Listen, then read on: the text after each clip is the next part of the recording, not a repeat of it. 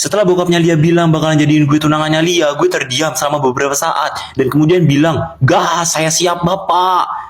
Maksud gue, "Ya pak, saya bersedia." Nah ya itu maksud gue. Gue setelah itu menatap wajah Lia yang sudah mulai merah kayak tomat. Singkat cerita, hari kelulusan angkatan kelas 3 sudah tiba. Gue ngucapin selamat ke Kak Lia karena dia udah berhasil buat masuk SMA favoritnya, yang emang dari dulu dia mau. Dan kemudian gue dikasih pelukan hangat sama Kak Lia, dan dia juga bilang ke gue harus bisa semangat belajar supaya mereka bisa bareng di SMA nanti. Gue ngeiyain dan bertekad untuk berubah. Dan setelah momen itu 1 tahun gue di kelas 9 full dengan belajar karena gue mau se-SMA dengan Kak Lia. Dan hari yang gue tunggu-tunggu akhirnya tiba. Gue di sini kaget banget karena nilai rapot gue itu jelek banget.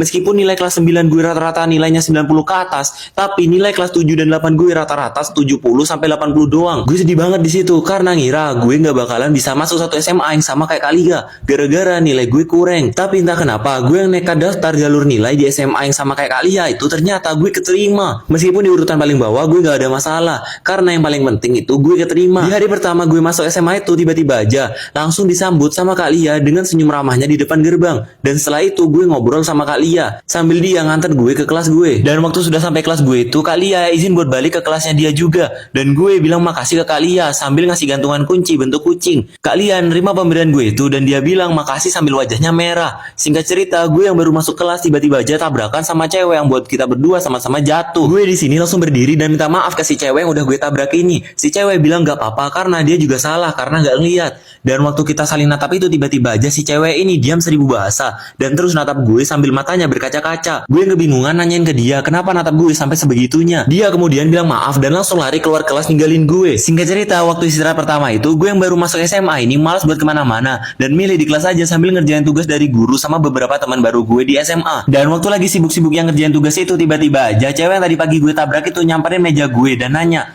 "Lo Hans kan?" Gue yang heran langsung nanya dia balik kok bisa tahu nama gue. Dan di sini dia sambil senyum bilang kalau misalnya dia waktu kecil pernah hampir tenggelam dan dia ditolong sama gue. Gue akhirnya ngeh kalau misalnya dia itu Dila, cewek yang waktu kecil deket banget sama gue. Di sini akhirnya gue sama si cewek ngobrol banyak dan kemudian waktu dia udahan ngobrolnya dia balik ke mejanya. Dan setelah itu gue secara tiba-tiba dikerumunin sama anak-anak cowok kelas dan kemudian mereka nanya kok bisa gue akrab banget ngomongnya sama cewek paling cantik satu angkatan. Gue ngedenger itu baru ngeh kalau misalnya Dila itu cantik banget. Tapi karena di sini gue udah ada Lia, gue nggak mau macam-macam dan gak mau ngecewain Lia. Gue yang terus dikerumunin sama anak cowok-cowok cuman bisa bilang kalau misalnya Dila itu teman masa kecil gue doang, gak lebih. Dan singkat cerita waktu pulang sekolah Kak Lia datang ke kelas gue dan ngajak gue pulang bareng sama dia. Gue ngeiyain ajakannya Kak Lia buat pulang bareng sama dia. Dan ternyata waktu baru aja gue jalan sama Kak Lia itu dia tiba-tiba aja dipanggil sama Wakatos buat rapat. Gue yang sedikit kaget nanya ke Kak Lia, "Lo join OSIS ya?" Lia bilang sambil malu-malu kalau misalnya dia itu ketua OSISnya. Gue yang denger itu cuman bisa bengong dan setelah itu Kak Lia minta maaf